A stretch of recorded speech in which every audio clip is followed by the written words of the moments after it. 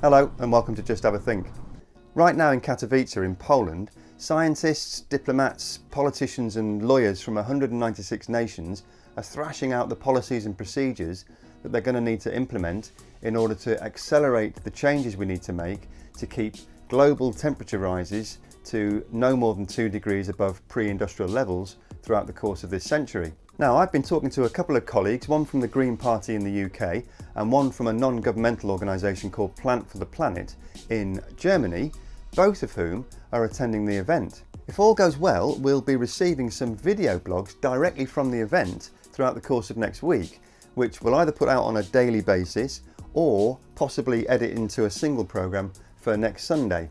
It's all a bit sort of fluid and flexible at the moment, but watch this space and we'll see how the next few days pan out. In the run-up to Katowice, we've obviously had the IPCC special report, which, as you know, we've gone through in some detail in the last 4 or 5 programmes, but also the US government put out their own National Climate Assessment Report a couple of weeks ago. Now, this report was supposed to be released around about now to coordinate with the COP24 meeting in Katowice, but the Trump administration decided to push it out on Black Friday, a day when most Americans are either sleeping, shopping or eating food with their families. Nevertheless, as the meticulous and thorough detail man that we all know President Trump to be, I'm quite sure he went through every single page of the 1700 document with a fine-tooth comb so that he could be absolutely sure he had a complete and comprehensive understanding of everything in there before going on national television to reassure the American public that his administration would be doing everything possible to mitigate climate change. I've seen it, I've read some of it, and it's fine. They say economic impact is devastating. Yeah, I don't believe it. You don't believe it? No, I don't believe it. And here's the other thing. Well, here's a summary of what President Trump apparently doesn't believe, most of which is happening before his eyes. As well as producing their paper report, which is over 1700 pages, the government agency has also put together a really well presented website which you can find at nca2014.globalchange.gov, and I'll leave a link to that in the comments below. So let's start with their commentary on the Northeast. 64 million people are concentrated in the Northeast. The high density urban coastal corridor from Washington DC north to Boston is one of the most developed environments in the world. It contains a massive, complex and long-standing network of supporting infrastructure. The Northeast also has a vital rural component, including large expanses of sparsely populated but ecologically and agriculturally important areas. Although urban and regional regions in the Northeast are profoundly different, they both include populations that are highly vulnerable to climate hazards and other stresses. The region depends on ageing infrastructure that has already been stressed by climate hazards including heat waves and heavy downpours, and this increase combined with coastal and riverine flooding due to sea level rise and storm surge creates increased risks. For all these reasons, public health, agriculture, transportation, communications and energy systems in the Northeast all face climate related challenges. The Southeast region includes the states of Alabama, Arkansas, Florida, Georgia, Kentucky, Louisiana, Mississippi, North and South Carolina, Tennessee and Virginia, as well as Puerto Rico and the US Virgin Islands. The Southeast and Caribbean region is exceptionally vulnerable to sea level rise, extreme heat events, hurricanes and decreased water availability. The geographic distribution of these impacts and vulnerabilities is uneven because the region encompasses a wide range of environments from the Appalachian Mountains to the coastal plains. The region is home to more than 80 million people and some of the fastest growing metropolitan areas, 3 of which are along the coast and vulnerable to sea level rise and storm surge. Higher temperatures contribute to the formation of harmful air pollutants and allergens, and higher temperatures also projected to reduce livestock and crop productivity. Climate change is expected to increase harmful blooms of algae and several disease-causing agents in inland and coastal waters, some of which we've already seen in the Florida waterways this year. Global sea level rose about 8 inches in the last century and is predicted to rise about another 1 to 4 feet in this century. Major cities like New Orleans, with roughly half of its population below sea level, Miami, Tampa, Charleston and Virginia Beach are among those most at risk. The Midwest's agricultural lands, forests, Great Lakes, industrial activities and cities are all vulnerable to climate variability and climate change. Climate change will tend to amplify existing risks climate poses to people, ecosystems and infrastructure. Most of the Midwest population lives in urban environments. Climate change may intensify other stresses on urban dwellers and vegetation, including increased atmospheric pollution, heat island effects, a highly variable water cycle, and frequent exposure to new pests and diseases. Much of the region's fisheries, recreation, tourism and commerce depend on the Great Lakes and expansive northern forests, which already face pollution and invasive species pressures brought on by climate change.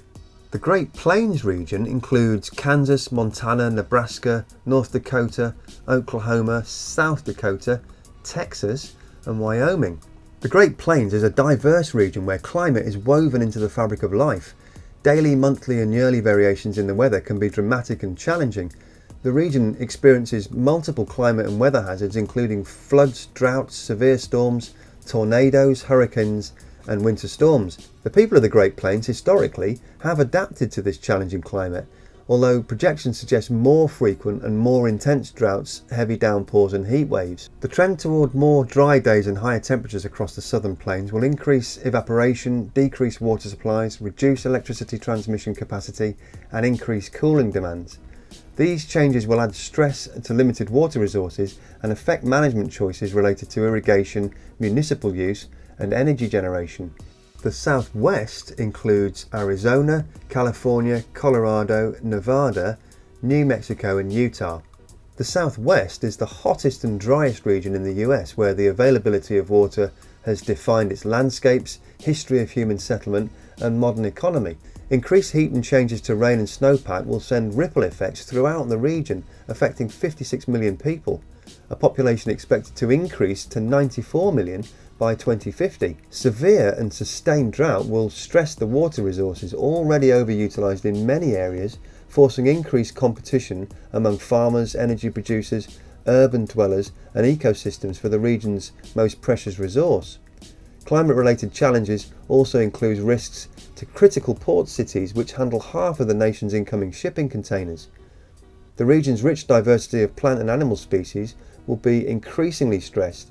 Widespread tree death and fires, which already have caused billions of dollars in economic losses, are projected to increase.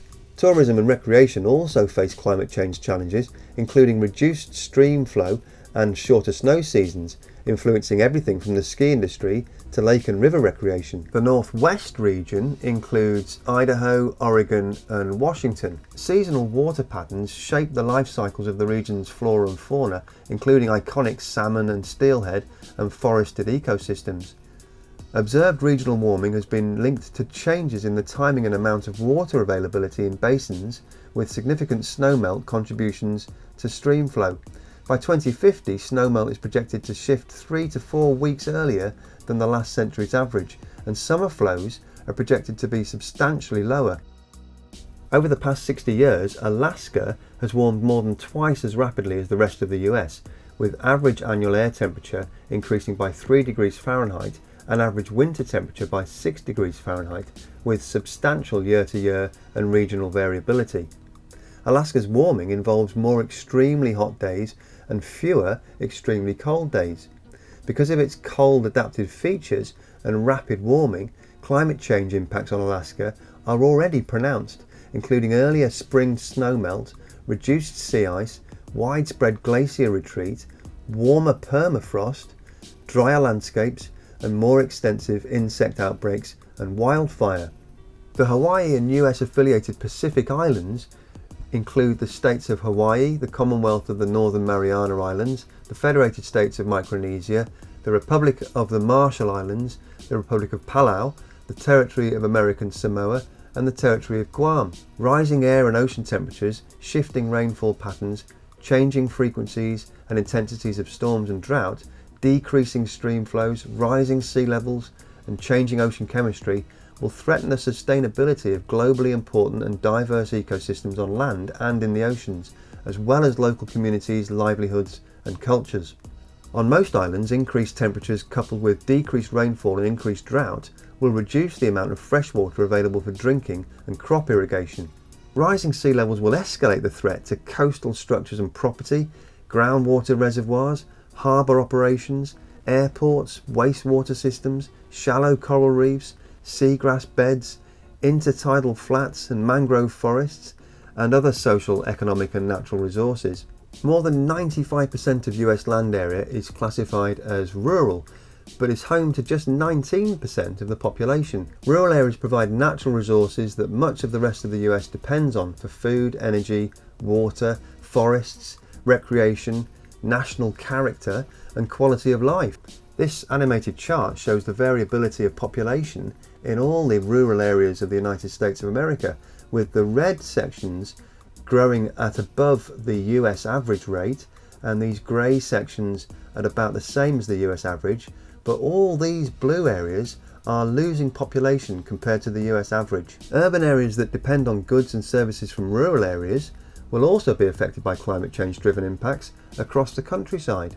More than 50% of Americans, 164 million people, live in coastal counties, with 1.2 million added every year. No other region concentrates so many people and so much economic activity on so little land, while also being so relentlessly affected by the sometimes violent interactions of land, sea and air.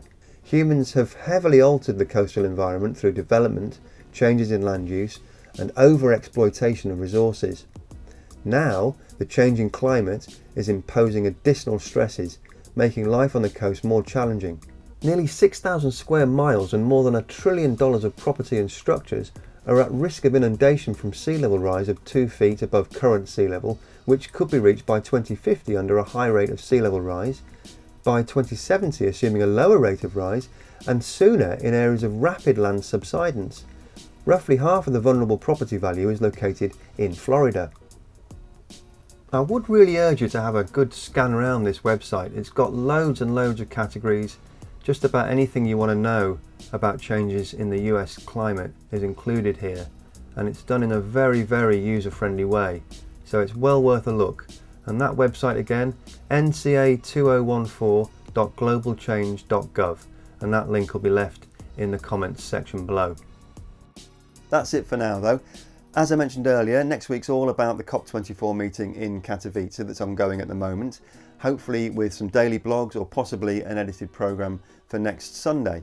If you like the content of these programmes, please do subscribe to the channel, which will cost you nothing at all to do, but will really help to grow the channel and get the message out to as wide an audience as possible. It's still quite early days here, it's about our 8th month or so, but we're pushing up towards the 1,000 subscriber mark now, which apparently is where the YouTube search algorithms decide we might actually be a serious channel. So with your help, we could get there before the Christmas holidays. That would be a great milestone for the channel, and you can help us get there by clicking here. Thanks very much for watching, have a great week, and remember to just have a think. See you next week.